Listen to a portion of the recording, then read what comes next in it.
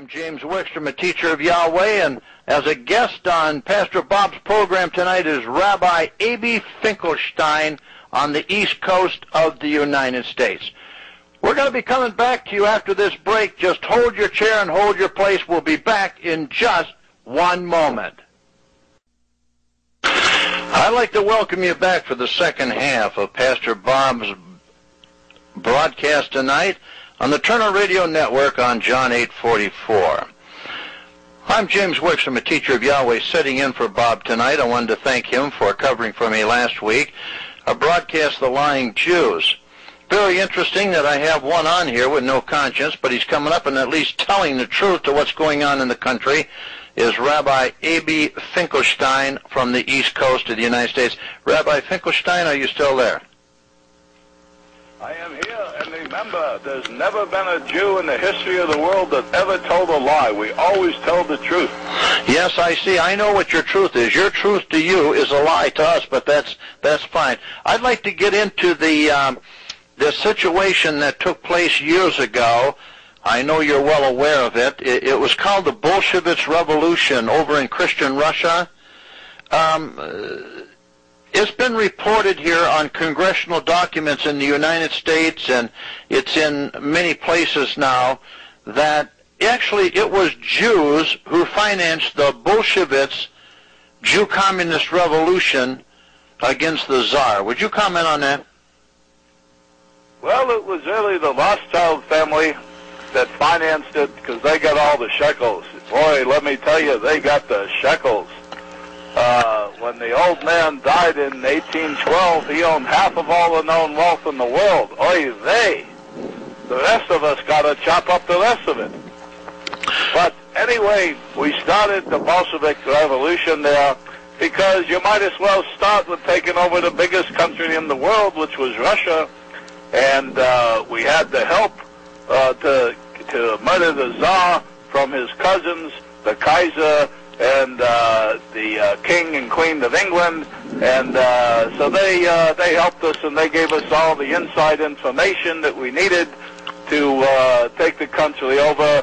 And but we drained that country pretty well. There's not a lot left, and so we look for greener pastures. And we've been doing real good here in America for a long time, but it's time to do something else, so we're going to build up China and India, and we'll just let America sink into the desert because no one really cares about America anymore.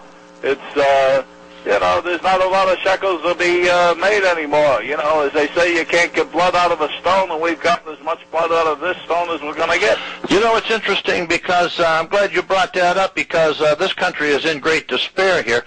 I'd like to know, you know, it was very crafty on your Kahila and the main sources of Jewish power, financial and political power, how they totally control most of the federal agencies in the District of Columbia. Well, it's very simple. You know, the Kahila, that's the inside for us rabbis. We know how to get the word out to every Jew in the world that goes to a synagogue within 45 minutes. All the other presses, the news media, the television, the radio, the magazines, we own all those anyway, so it trickles down, but by the time most of the masses get it, it's too late to make any decision. We already made the decision for them.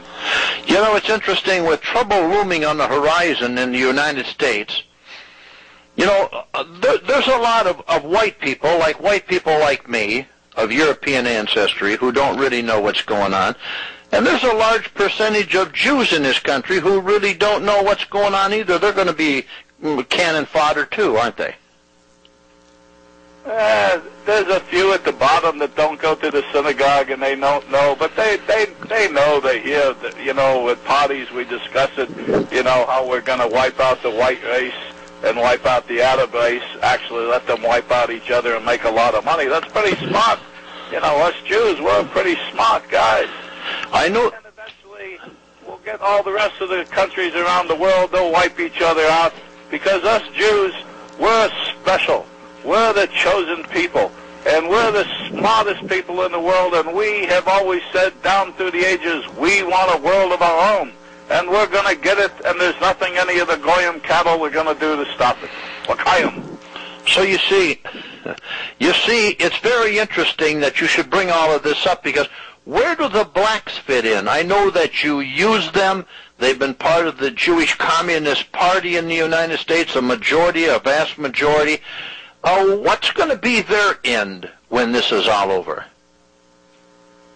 Well, the Schwarzes, if the truth be known, came here with our father Lucifer 75,000 years ago when he lost that battle, only temporarily, though, in the heavens, because we're on a comeback. We're the comeback kids if there ever was one. But all the Schwarzes, what can you say? You know, they got a good time step. They dance good. A couple of them can sing. They make some nice barbecue, and they're real good for selling drugs too, because they all love the drugs. And we make a lot of money off of selling the drugs. You do know that we control all the drug world, and have since Rothschild got the opium wars in China going. We've been controlling the drugs ever since that. We let a few in here and there to make some money, and they get arrested and they go off to jail for that. But we make the big money. We're the wholesalers. We're the wholesalers of everything in the world. You know, it's very interesting you should bring that up, because, you know, prior to Franklin Delano Roosevelt and his Eleanor, his first cousin, who is also a Jewess, actually, Both Jews. Yes, they were both Jews.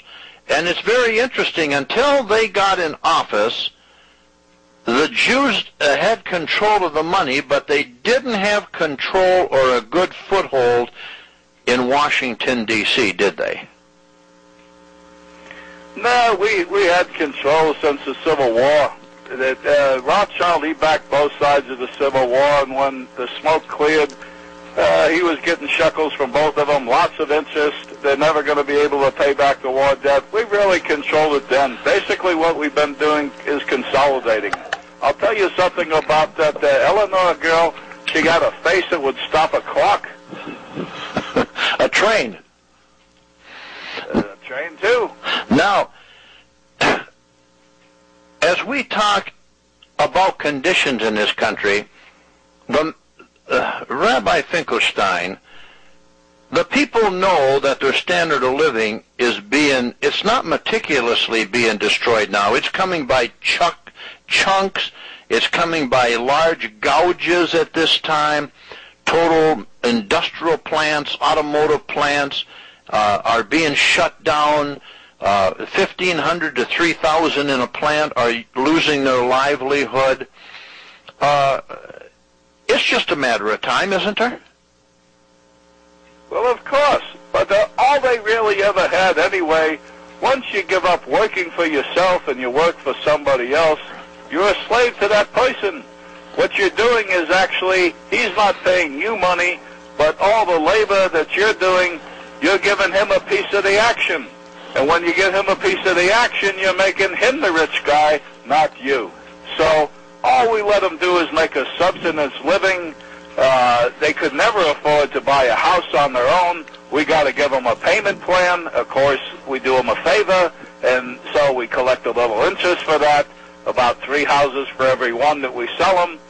But you have to be in business for yourself. If you're not in business for yourself, then you never have a chance to make any money. You're going to be a working stiff, a slave, a serf. You're a schlepper.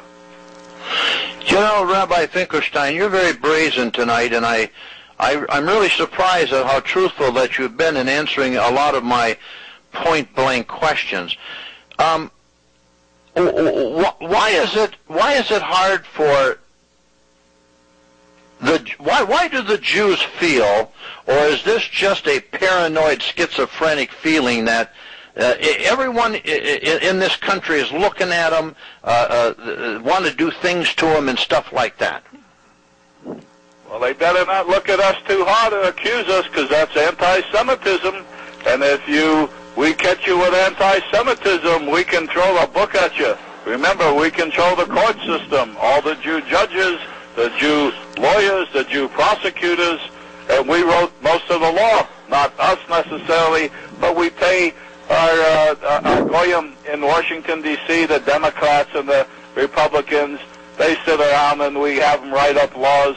We tell them what to do. They put it on the paper. We don't.